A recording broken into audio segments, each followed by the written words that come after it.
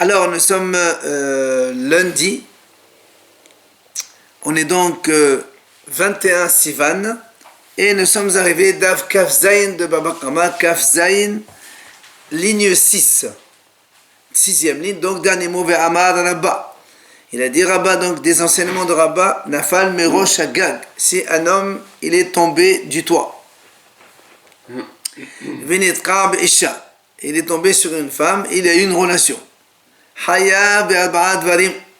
Premièrement, si elle a été blessée, donc il doit payer bien sûr la blessure, plus les 4 choses, c'est-à-dire les ripouilles, shevet, boshet, vetzara, donc la souffrance, la honte, le chômage et les soins médicaux. Au vivimto, imaginons que c'était Saïvama, c'est-à-dire la femme de son frère, et son frère est mort, il n'a pas laissé d'enfant, il doit faire Yiboum avec elle. Lokana. Normalement, nous, on a vu dans Yvamot que quand un homme il va avec cette femme-là, même s'il n'avait pas l'intention que c'était elle, eh bien, le hiboum, il est valable. Mais ici, il dit ce n'est pas bon. Pourquoi? Parce qu'il n'a même pas eu l'intention d'avoir la relation. C'est pour ça que le hiboum n'est pas donc valable. Haya benezer besa berepouy beshevet aval boshet la.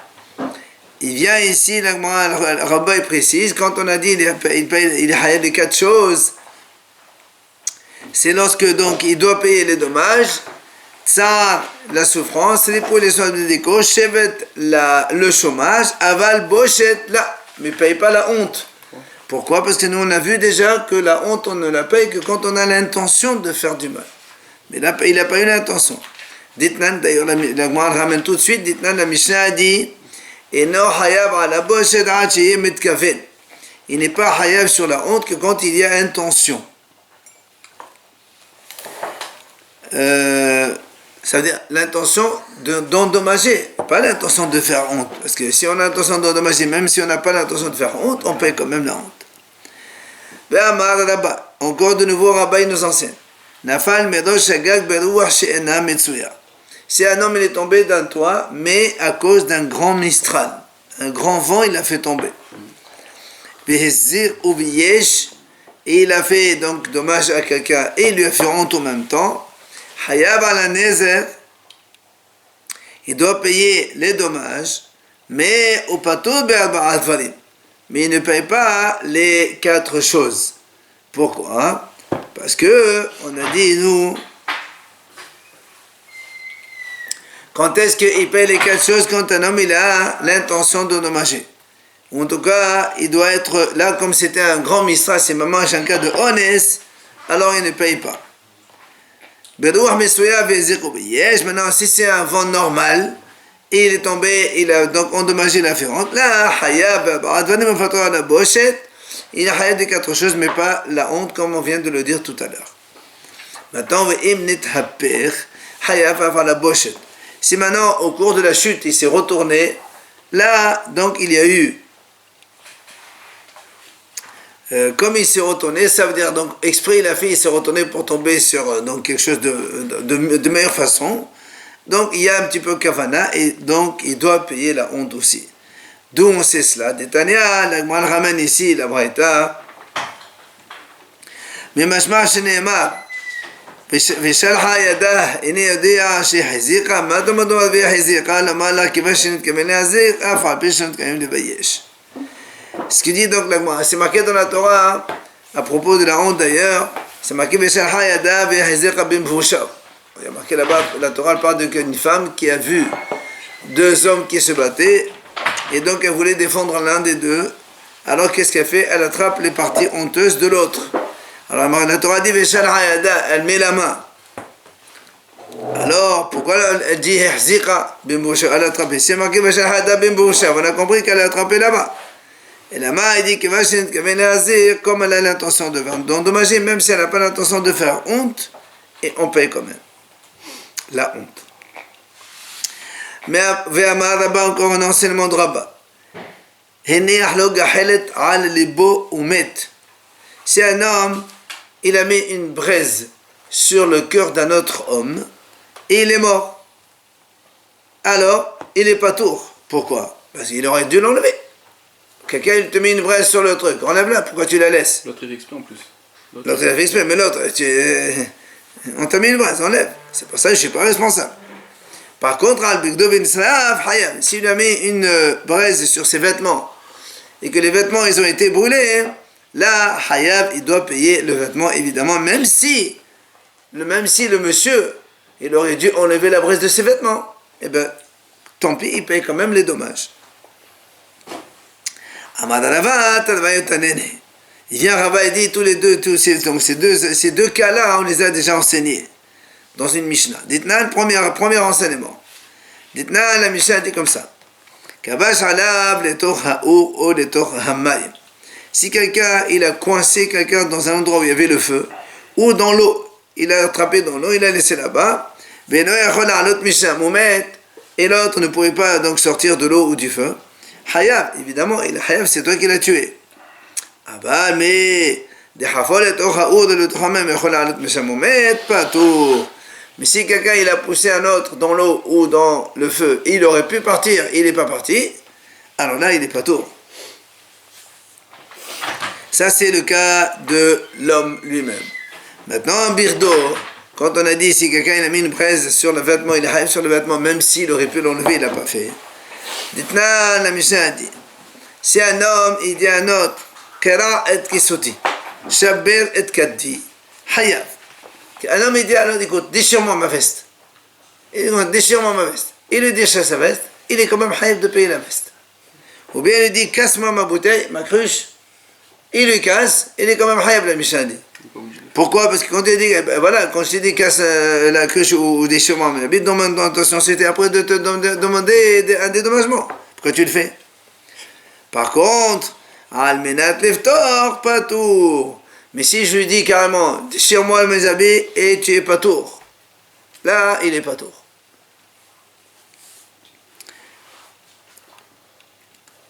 Baï Rabba. Rabba, il pose une question. Si un homme, il a mis une braise sur un esclave d'un autre. Oui? Alors, là, moi, il pose une question. Est-ce que, enfin, Rabba, Mao, qui goufo dami ou qui mamono dami? Est-ce que tu considères le Eved comme Goufo lui-même? C'est-à-dire, on n'est pas tôt quand on met la braise sur quelqu'un, puisqu'on a dit tout à l'heure, il aurait pu l'enlever.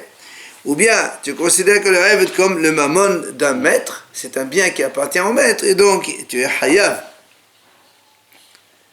Alors, l'Agman répond, maintenant, si tu me dis, on considère l'esclave comme le gouffre même du maître, et donc si on l'endommage, bien, donc on n'est pas tôt. Bien que l'autre, il aurait dû l'enlever, enfin, parce qu'il aurait dû l'enlever.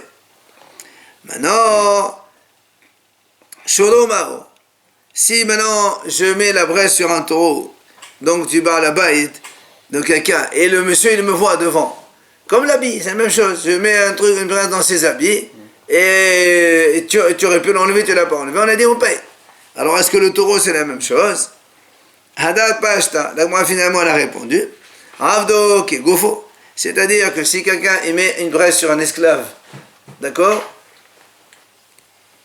c'est comme le corps même donc, du monsieur, et donc on n'est pas tôt, parce qu'il aurait dû l'enlever. Par contre, mais si je mets une braise sur un taureau, et que le propriétaire il est devant moi, il n'a pas enlevé, et le taureau il est mort, alors je paye les biens, je paye le taureau. On passe directement donc au pérec suivant. Si quelqu'un il a posé une cruche dans la rue, comme ça en plein milieu, on va il est un monsieur marchand, il a trébuché dedans, il a cassé la cruche. Le Mishnah dit pas tour. Bien que l'homme il est mourad, ici il est pas tour, donc on va expliquer la raison pourquoi. Maintenant, si maintenant ce monsieur qui marchait, non seulement il a trébuché, mais il s'est blessé en trébuchant dessus, le propriétaire de la cruche, il est hayab de payer les dommages. Ok? Tu aurais pu voir ce contradictoire. Hein? Tu aurais pu voir quand Je? même. Tu aurais pu voir. Voir? Quand tu marches dans la rue, tu vois toi? Quand on marche dans la rue, on marche, on ne fait pas attention à tous les détails qu'il y a là-bas. Hein? Gemara, quand même, la Gemara pose une question. Voilà, Patar Bekad Vesim Behavit. Comment ça se fait que la Mishnah, elle commence à venir Hita Kad et elle finit Baal et Havit. C'est vrai que Kad et Havit c'est la même chose. Mais pourquoi la Mishnah elle change? D'un côté tu me dis celui qui pose la cruche. Après tu me dis ici maintenant il a été endommagé, le propriétaire de la cruche, et tu m'appelles Baal et Havit. Pourquoi tu changes? Et là, on va poser une deuxième question. On va voir plus loin. La même chose.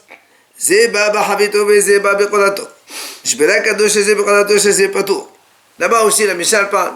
Si quelqu'un, il transportait une cruche sur ses épaules, et un autre derrière lui, ou devant, la Mishnah là-bas, elle fait les deux cas, il portait une grosse poutre sur les épaules, et ils se sont télescopés tous les deux dans la rue. Qui paye, comment on paye, là-bas au méchant, il y a des différents cas. S'il était devant, s'il était derrière, s'il s'est arrêté, il n'est pas arrêté, il a prévenu, il n'a pas prévenu. Quoi qu'il en soit, donc il y a des cas là-bas. Mais seulement, la Gemara ici, elle pose la même question. Là-bas aussi, il y a marqué Zeba Bahavito. Et après, il y a marqué Nishbera Kaddo. D'accord? Tu commences par Havit et tu me vas au Kad. Pada Behavit, c'est la même chose. Ok? Il y a encore une autre Mishnah qu'on verra plus loin. Zeba Bahavito Shelian, Zeba Bechaddo Shel Devash. Nezdeka Havit Shel Devash, Veshavar Zeyeno, Setat Veshetoko, En Lo Lascharo. Patar Bekad Vesim Behavit. Là-bas aussi, il y a un autre cas. La Mishnah a dit ici, deux messieurs, ils avaient chacun une cruche. Un, il avait une cruche de vin, et l'autre, il avait une cruche de miel. Le miel était beaucoup plus cher avant. Donc le miel, la cruche du monsieur du miel, il s'est cassée. Et qu'est-ce qu'il avait l'autre voisin? Quand il a vu que la cruche du miel, le miel, il se renverse. Qu'est-ce il a renversé tout son vin pour récupérer le miel. Il fait gentil. Là-bas, on dit il ne lui paye que le sahar du secours qu'il lui a amené. Il ne lui paye pas le vin qu'il a renversé. Vous avez compris? On verra là-bas. Donc la Mishnah là-bas aussi c'est pareil. Elle dit Kaddo, Havit. Donc dans tous ces cas-là de la Mishnah, de ces différentes Mishnayot, Tagmar pose une question. Pourquoi on inverse de Kad, Havit, Havit, Kad? Quel est l'intérêt? Il y a une différence. Hein? Il y a une différence. C'est quoi la différence? Justement, c'est quoi la différence? S'il y a une différence, pourquoi s'il y a une différence, pourquoi on le dit? Amala papa, il vient à papa, il répond, il dit en vérité, Haino Kad, Haino Havit. C'est la même chose. Kad, Havit, c'est exactement pareil.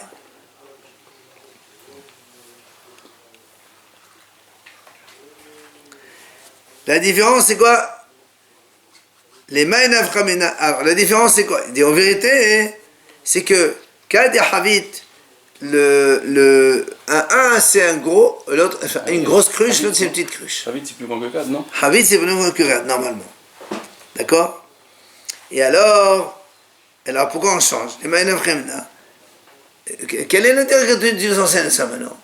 Il dit les Mekahomimka. C'est pour l'histoire donc d'achat et vente.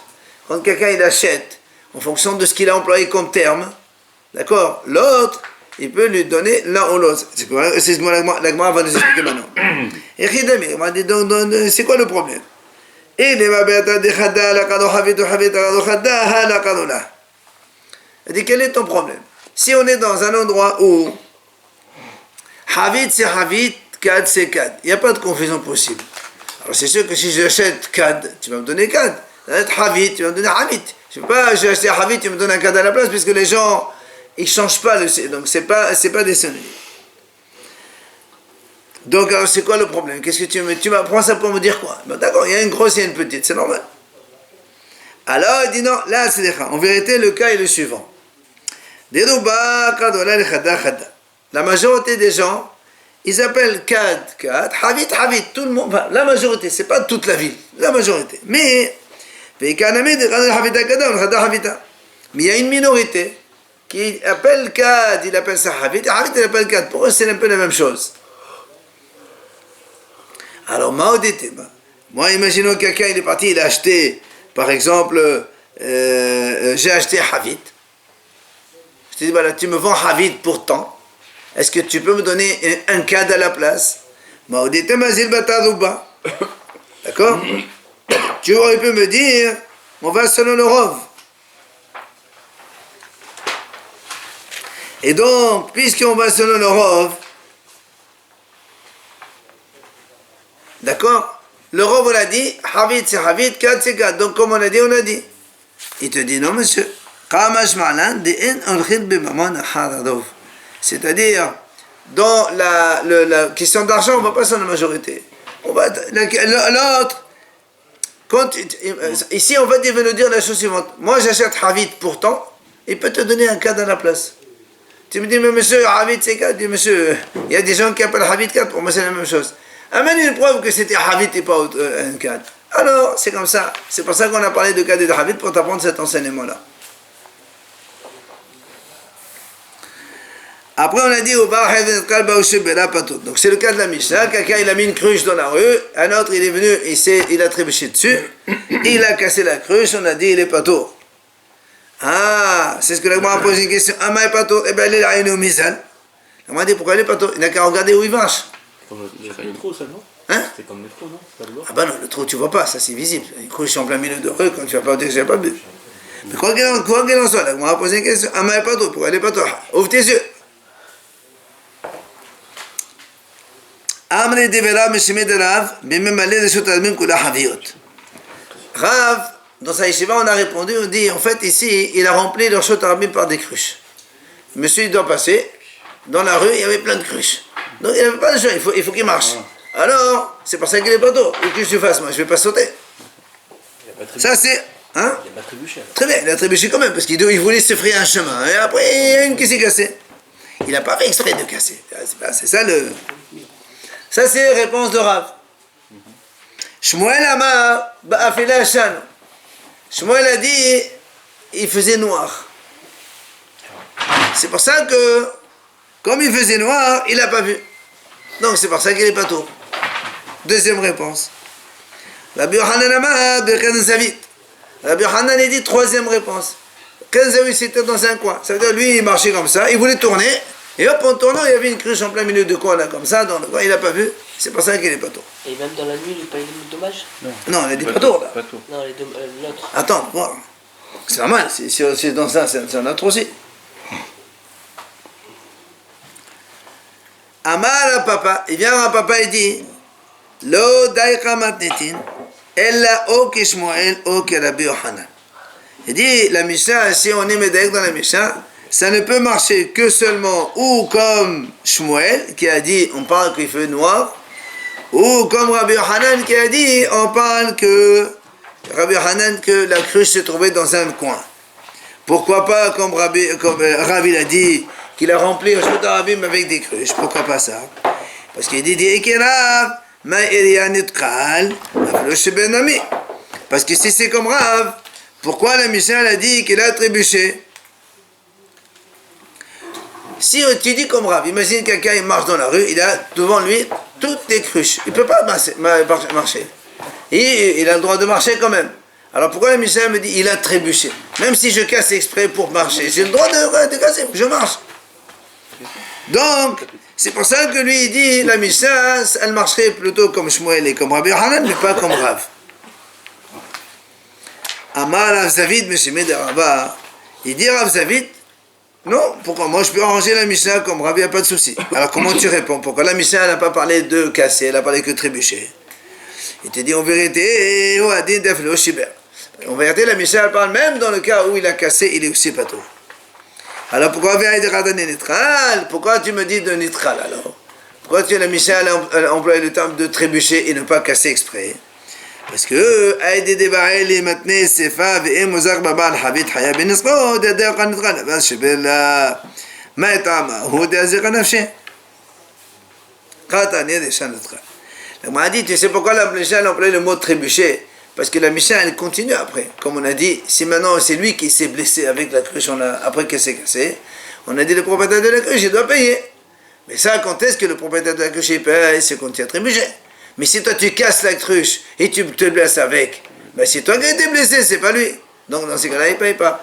Alors comme dans la Mishnah, on voulait enseigner le deuxième cas de si il s'est blessé avec, le propriétaire de la cruche paye, c'est pour ça qu'on a employé le terme de trébucher et non pas casser exprès. Mais en vérité, même s'il casse exprès, il ne paye pas la cruche.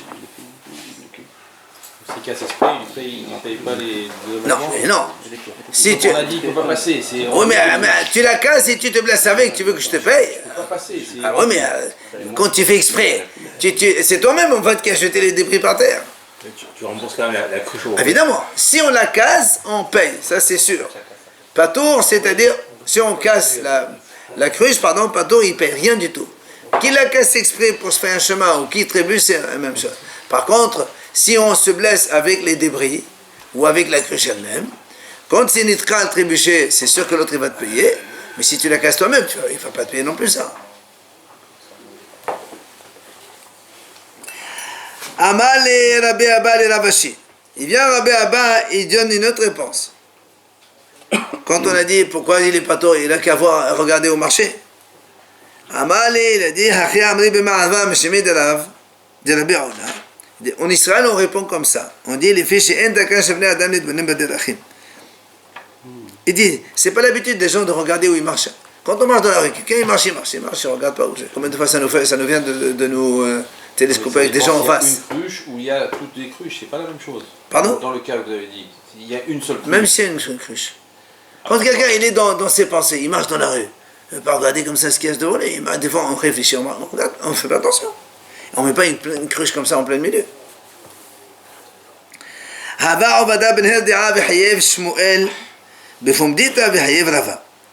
y avait une histoire comme ça, Nerda, Shmuel a dit Hayev, il faut qu'il paye, parce qu'il a cassé, il faut qu'il paye. Alors que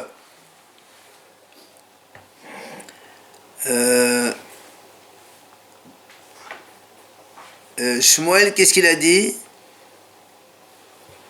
C'est ça? C'est exactement, voilà. Shmuel, il a dit, donc, c'est quelqu'un qui a, donc, il y avait une cruche, il a trébuché, il s'est blessé.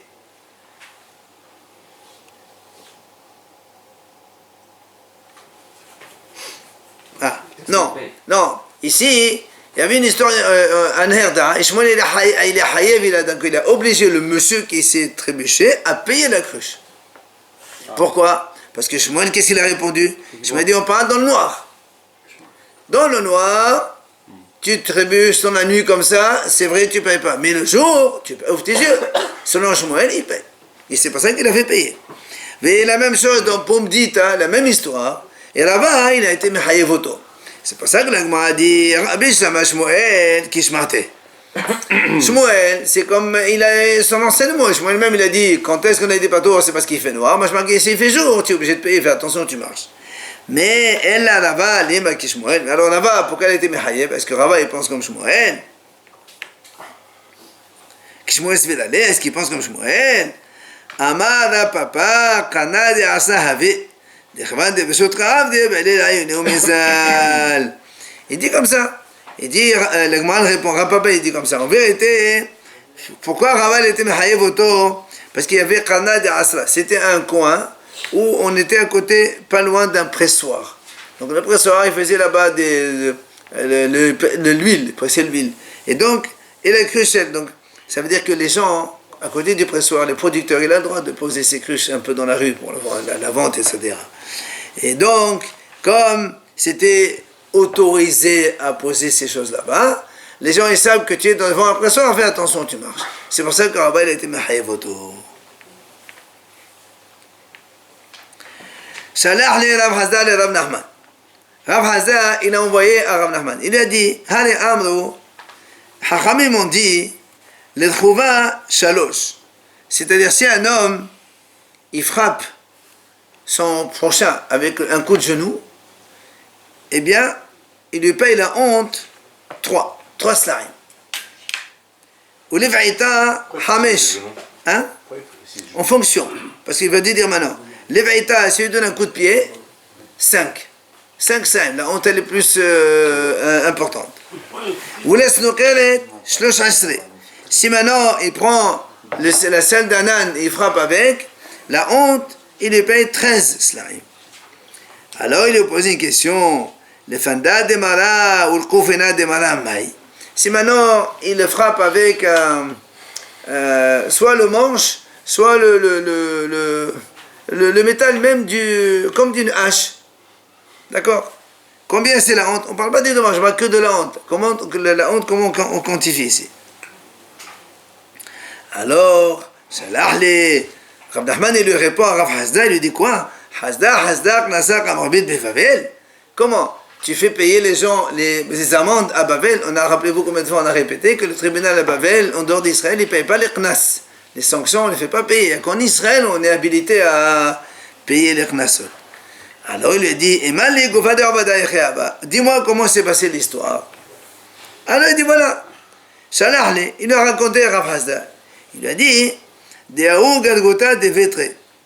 y avait une source d'eau qui appartenait, ou un puits, qui appartenait à deux messieurs associés.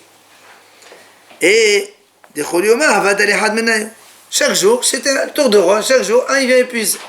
Un jour c'est pour Réhouven, un jour pour Shimon, Réhouven, Shimon, comme ça, ils se relaient.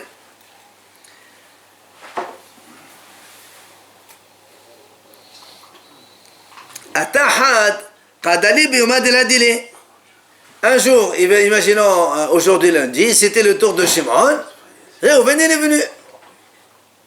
Alors Shimon lui dit, monsieur, Amal, Yoma Dedeo. Il dit, mais si c'est mon jour aujourd'hui, tu n'as pas le droit de venir ici toi aujourd'hui prendre de l'eau. L'âge garbé, l'autre il n'a pas voulu l'écouter, Chakal, pendant des malades, il a pris un truc, le manche d'une hache là, il a frappé avec. Voilà comment c'est l'histoire. Alors c'est pour ça, Rav Hazel lui dit, Rav Nachman, combien je l'ai fait payer parce qu'il a fait honte comme ça? Amalé, mais Afandi Befanda les mariés. Il dit, l'autre il doit lui rendre 100 coups pour un coup. Pourquoi? Il dit, parce que il dit, parce que normalement, on sait très bien qu'un homme n'a pas le droit de se faire justice soi-même.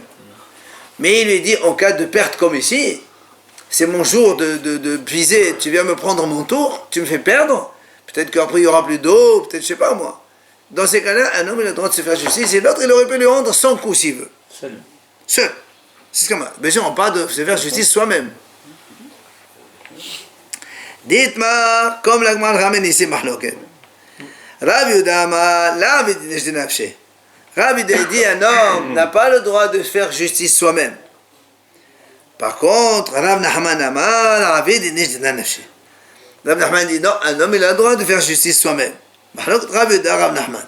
Seulement l'Agman dit quand il y a une perte, tout le monde est d'accord qu'un homme il peut faire justice soi-même. Sur le champ. Tu sais que, imagine quelqu'un il est en train de casser ta maison. Tu vas pas dire attends, je vais aller au tribunal. Mais en attendant, il t'a cassé la moitié de la maison. D'abord tu l'arrêtes. Par un moyen que tu peux faire, tu arrêtes. Et après tu vas au tribunal. Quand il y a une perte comme ça, oui. C'est arrêter ou donner 100 coups, pas pareil. C'est par n'importe quel moyen que tu puisses. S'il n'arrive pas à l'arrêter, il donne une tannée, je sais pas moi. Donc, quand il y a une perte, tout le monde est d'accord qu'on a le droit de faire justice soi-même. Qui plairait, la mahloket, c'est quand Echad et le Kapsida. C'est quand il n'y a pas de perte. Alors, quelle est la raison de chacun? Rav Yuda, la Rav Yuda, il dit, ah non, puisqu'il n'y a pas de perte maintenant, tu n'as pas le droit de faire justice soi-même. Va au tribunal. Il y a un bedin, c'est pas pour rien. Donc, comme tu n'as pas de perte immédiate, tu vas au tribunal. Rav Nachman Amar, Rav Nachman lui dit non, même un homme, même s'il n'y a pas de perte, eh bien, il a le droit de faire justice soi-même. Pourquoi? Dans la mesure où il a raison, on ne va pas l'obliger d'aller au Bedin Stam. Hein? Il peut croire qu'il a raison. S'il a tort, après il va payer de toute façon. Voilà. On t'autorise à faire justice. Mais si après il s'avère que tu as été au-delà, le monsieur, lui, il n'est pas bête, il va t'amener au Bedin. Mais le Bedin, quand il va voir qu'il y a un excès, eh bien, évidemment, il va faire payer. Mais s'il voit que l'autre, il s'est fait justice, il dit, monsieur, ciao, au revoir, va... Alors donc, on a ici, donc, sauf quand il y a psida, quand il y a une perte, on a dit, tout le monde est d'accord, on peut faire justice soi-même. Sur ce, Métiv Rav Kahana. Rav Kahana, il vient objecter. Il dit, c'est marqué, Ben Bagbag Omer, Al tikanes lahasar havelcha letol shelcha, shelo bershut, shemet raya alau keganav, ela shevoret shenav ve'omor lo sheli ani notel. Dit comme ça, si un homme, quelqu'un il te doit de l'argent ou quelque chose, tu n'as pas le droit de rentrer dans sa maison en cachette pour prendre ce que tu penses que lui te doit. D'accord? Ne fais pas comme ça, parce que sinon, tu es derrière là au Kaganab, ils vont dire que c'est comme un voleur. Et là, je vois le Tchénan casser les dents, c'est-à-dire tu rentres par force chez lui, et tu prends, tu dis voilà, ça c'est à moi, c'est à moi. Donc, on fait justice soi-même. D'accord? Le droit là. Là, on parle qu'il n'y a pas de perte. Ici, on te dit qu'il n'y a pas de perte, puisque tu vas aller au tribunal. On parle de quelqu'un qui lui a confié un objet, ou il t'a volé quelque chose. D'accord? Il t'a volé une vache. Hein? Il n'y a pas mal, il n'y a marqué ni rien ici, ni prêté, ni rien du tout. Ça, c'est la lacha, ça, là. Attends. D'accord. Ici, on parle qu'il n'y a pas de perte. Il te dit, Ben Bakbak, il dit, d'accord, ne fais pas comme un voleur, tu rentres comme ça par force, tu penses que... Alors donc on a le droit de faire justice soi-même. Alors. Il y a tellement de perte. Il n'y a pas de perte. Il lui manque quelque chose. Il lui Tu vas au Bédine, tu le prends, quel est le problème? Quelqu'un, il t'a volé un vélo, il t'a volé une voiture. C'est qu'est-ce qu'il y a? C'est quoi son objet là? Et lui devant toi, tu les casses les dents ou tu lui prends l'objet? Non, il lui a dit, chez Boris Sina, c'est une phrase. Quand il dit casser les dents, c'est une expression. C'est pas marqué qu'il faut casser les dents. Non. Casser les dents, ça veut dire tu rentres parfois si tu penses que tu veux. Non, c'est pas. Non, pas si tu casses les dents à quelqu'un, tu vas payer. C'est pas un problème, là. Non. Chez Boris Sina, c'est. Va dire, vas-y par force et prends ce que tu veux par force. C'est pour te dire, ne le fais pas en cachette dans la nuit. Quoi. Pas de voleur. Quoi qu'il en soit, c'est la question. C'est ça l'objection. Comment tu me dis. Quand il n'y a pas de perte, donc c'est qui a dit ça? C'est Rav Yehuda. Voilà. Rav Yehuda, il a dit, on ne fait pas justice soi-même quand il n'y a pas de perte. Et voilà, Ben Bakbak, il dit, Tosefta, il dit comme ça, hein, quand quelqu'un, il n'y a pas de perte, tu rentres et tu prends par force. Amalé, il lui répond, Rav Yehuda, Aymar, c'est ça, comme ça, tu me poses une question. Ben Bakbak, Yahida Ahou, la banane allez. Il lui dit, même Bakbak, tu me poses, tu m'objectes un tanab. Et lui, il est ahid. Et les hachamim ne sont pas d'accord avec lui. Mais moi, je pense que les hachamim, que ton problème. Tu m'objectes d'un hacham. Tu ne peux pas objecter, c'est pas une objection, ça. Ça veut dire que les hachamim pensent bien qu'on n'a pas le droit de faire justice soi-même. Et que c'est pour ça que... Non, les hachamim pensent qu'on a le droit de faire... Lui, il a dit, tu lui casses les dents. Donc ça veut dire que tu rentres par force. C'est que les hachamim ne sont pas d'accord. Comme moi aussi, j'ai dit, on n'a pas le droit de faire justice soi-même. Voilà. Moi, je suis comme les hachamim. Qu'est-ce que tu m'objectes d'un yahid? C'est pas une question. Rabbi Yana, il donne une autre réponse. Il a dit, qu'est-ce que ça veut dire chez Borit Shenav? Baddin. Quand il a dit casse-lui les dents, ça ne veut pas dire tu rentres par force à la maison. Ça veut dire va à Boudin et tu vas faire ton procès devant le Bédin. C'est ça chez Borit Shenav. Pour lui, casser les dents, ça veut dire va au Bédin. C'est pas la même chose. Ah oui, je sais. C'est une expression, vous dire va lui casser les dents. Alors c'est pas la Gemara dit, donc si c'est ça, il y a un problème. Pourquoi il y a un problème? Et après, ve'emorlo, parce que nous, dans la Tosefta, c'est marqué comme ça. Chez Borit Shenav, ve'emorlo, et dis-lui. Casse-lui les dents et dis-lui. C'est-à-dire, tu es en face de lui et tu lui parles. Et si tu lui dis que casse-lui les dents, tu vas au tribunal, ben c'est pas toi qui vas le dire. Ve'omrimlo, c'est le tribunal qui lui dit, monsieur, donne-lui à lui. Ça ne correspond pas à la phrase. Ve'omrimlo, mais va-y. Après, on a dit, il lui dit, chez lui, un hôtel. Quand tu es devant, tu lui dis, c'est à moi ça, je prends le mien. D'accord? Tu le rentres par force dans la maison, tu lui dis, c'est à moi. Mais si tu vas au tribunal, le tribunal, ils ne vont pas lui dire, c'est à moi. Le tribunal, ils disent, chez l'eau hôtel, il prend le sien, il a le droit de prendre. C'est ce que la Gemara a dit. Chez l'eau hôtel, mais il fallait dire chez l'eau hôtel, pas chez lui hôtel. Kashia, la Gemara a dit, tiens, c'est une bonne objection. Donc cette réponse, ça ne marche pas. Moi, deuxième question. Deuxième objection, on finit par ça. Tashema. Shor she'anal gebe havero. Leondgo. Il y avait deux taureaux dans la rue. Un, il monte sur l'autre pour l'écraser et le tuer. Et on va à la tarte. Maintenant, celui du taureau, le propriétaire du taureau qui était en bas, il a peur pour le sien. Qu'est-ce qu'il a fait? Il a tiré son taureau. L'autre qui était en haut, il est tombé, il est mort. Non, sur le parterre, il est tombé, il est mort. Patour, il est patour. La Gemara dit comme ça, il est patour. Alors le a dit que ça veut pas trop de quoi. Mais là, n'est-ce pas qu'on parle ici d'un taureau mourad? Ça veut dire que celui qui est monté dessus, c'est un mourad. Et donc s'il avait tué le taureau, de toute façon, il aurait payé entièrement. Donc il n'y a aucune perte. Et pourtant, il s'est fait justice soi-même. Il a défendu son taureau en fait. Voilà, donc il s'est fait justice soi-même. C'est le droit, hein, de Et défendre. justement, s'il n'y a pas de perte, justement, tout le problème, nous, on est en train de dire, n'est-ce pas qu'on est dans un cas où il n'y a pas de perte? Il savait pas encore qu'il y avait pas de perte. Il aurait pu le tuer. Non, nous on parle, ici, on sait très bien de quoi il s'agit ici. C'est pas que dit, n'est-ce pas qu'on parle d'un taureau mourad et que si tu avais tué ton taureau, il t'aurait payé complètement des trucs. Alors il n'y a aucune perte pour toi. Alors comment tu fais justice toi-même? Voilà, ici il a fait justice même s'il n'y a pas de perte. Et question contre Rav Yehuda. Il dit non, monsieur Beta. Ici on parle pas d'un mort, on parle d'un tam. Or, si c'est le tam, il te tue le tien, qu'est-ce qu'il va te payer? Que la moitié. Alors il y a une perte. Alors c'est pour ça que j'ai le droit de ficher. Quand il y a une perte, tout le monde est d'accord qu'on a le droit de faire justice soi-même. Betam de Kavsida.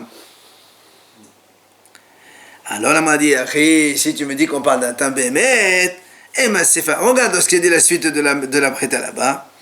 De Hafol et Alionumet, Hayaf. Betam Amay Hayaf. Parce qu'il y a marqué après, deuxième cas, au lieu de tirer le sien, il a poussé celui d'en haut. Celui d'en haut qui voulait tuer son taureau, il l'a poussé. Et il l'a poussé, il l'a fait tomber, il est mort. Alors il dit, Hayab, pourquoi Hayab? S'il est tam, il y a une perte. S'il est perte, on a dit, on a le droit de faire justice ça même. Pourquoi je suis Hayab? Bonne question. Il dit non, c'est Hayal ou le Shamto et le Shmato. C'est-à-dire, il avait une autre possibilité. D'accord? Comme on a dit tout à l'heure. Au lieu de pousser celui d'en haut, tire le tien. Alors, comme tu avais une autre solution d'éviter que l'autre béméti meure, et tu as fait Beyadaim, tu as fait Hezder, c'est pour ça qu'il est Hayab. Tu as vu une solution? Hein? Qui tire ou qui le pousse, il serait mort les deux frères. Le tour du dessus. Oui, mais serait si tu tires le tien, Ça change. ça change. Tu es en train de faire justice toi-même pour protéger ton taureau, tu as le droit. Mais tu n'as pas le droit de donner un coup de poing à quelqu'un pour te protéger, c'est pas pareil. Là, tu es en train de tuer l'autre. C'est pas ça que c'est pas la même chose. D'accord?